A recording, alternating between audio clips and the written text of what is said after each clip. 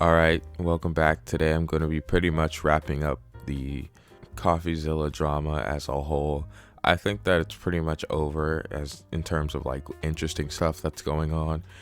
We talked about last time how there was a bit of a response from Logan, but it wasn't a very good response, and he basically just brought out how Coffeezilla had gotten his information from an alleged criminal that he had hired.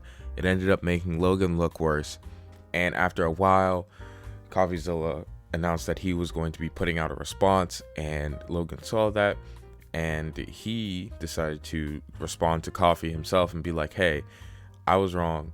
I'm going to delete my video, which is really interesting because a lot of times when you see situations like this, people will just double down. Like saw it with Quantum TV. Jeez, we see it with all types of internet dramas. People really don't like to admit that they were wrong about something. That's just the way it is, and it tends to just stay that way, which is why dramas get so long and drawn out.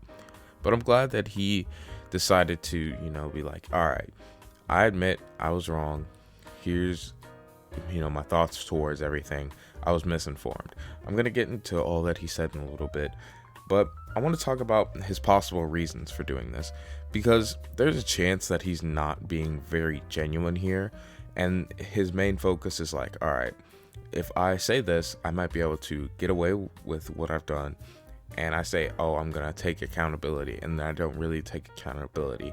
Who's really going to truly hold me accountable? A lot of people I talk about on here don't have teams, right? Which is why they get so mired in their situation or just lose their favorable reputation. Well, he has a team 100%, and his team was probably like, all these other dramas have led to people losing their careers due to their stubbornness and their unwillingness to be like, all right, okay, I was wrong. So they were probably like, you're gonna admit you're wrong. And so that led to Coffeezilla being reached by Logan. So I'm gonna read his tweet about it, and he says, Logan called me. He said he's deleted the 2 responses and is dropping the lawsuit threats. I believe he is making a 3rd response, which I'll be delaying my video to include. Hopefully this time he takes accountability and refunds the victims of CryptoZoo. That's what matters. Logan's response. His response was rash and misaligned with the true issue.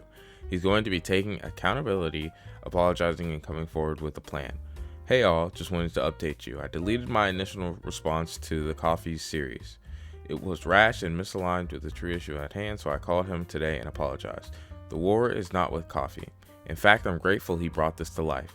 I will be taking accountability, apologizing, and coming forward with a plan in the near future. Thank you all for believing in this project and sticking with me. I know it's been bumpy, but your support is everything to me, and I will make this right. It's really weird how topsy-turvy his opinion is on this situation, talking about Logan.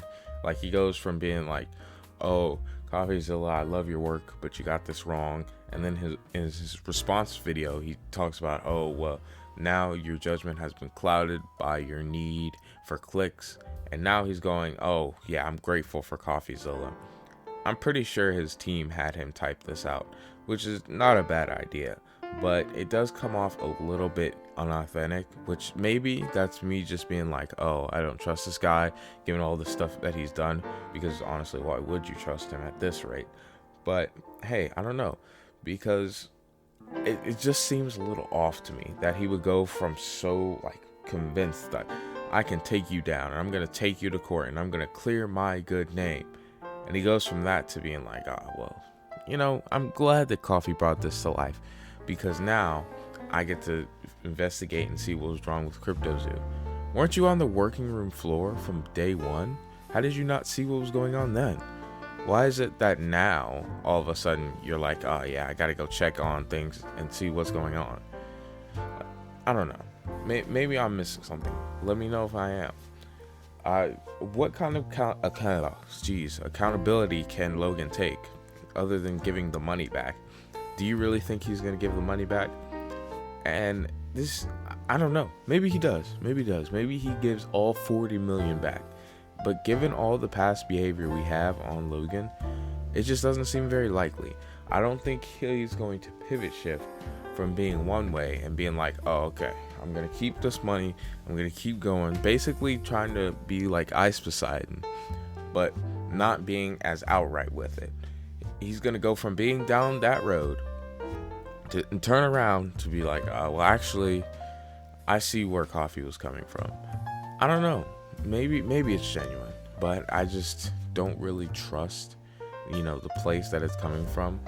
If it is genuine, it props to him for, realizing that he was wrong and being like, oh, okay, I need to say something because this has already gotten super duper out of hand and I don't want to, let this continue on. I want to take down my responses.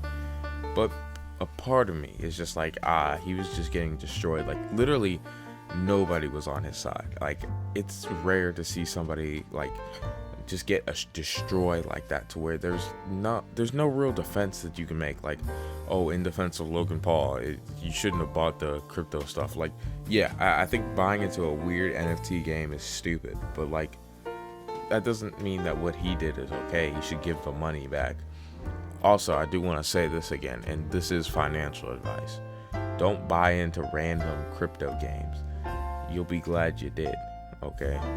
With my luck, I'll say something like that, and there will be like a $12 million open source game. That's not how it works. Or publicly funded game that grows to like $1 billion gross, and somebody was like, I'm gonna sue you because you convinced me not to buy the game, or something crazy like that. I don't know.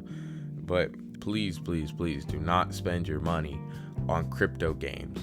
Don't spend your money on something that has to get advertised to be sold as money. That's not a good idea. These crypto scams pop up all the time.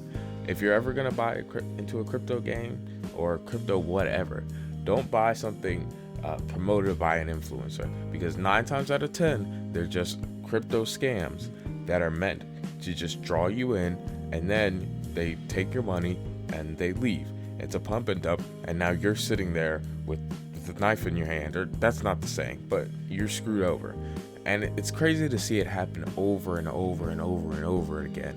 It's like, when will people learn? When will people recognize that, hey, maybe I shouldn't put my money into some random thing promoted by this YouTuber that I don't know? I don't know. Like, what is it genuinely that makes people go, all right, I'm going to spend money on this YouTuber's promotion of this random crypto, knowing that he's already promoted a different scam in the past? Okay, this isn't even his first scam, allegedly. All right, there was a whole Doink thing that was just another pump and dump crypto coin. It sucks to see people get scammed, and it's obviously due to people's love of different creators. So I don't want to get too hard on them, but at the same time, it's like, dude, please stop buying into stuff like this, because the less that people buy into stuff like this, the less the rest of the world will get targeted. And I'm honestly sick and tired of hearing about NFTs. Well, I'm going to end it off here. Thank you all for watching. I really and truly appreciate it. Goodbye.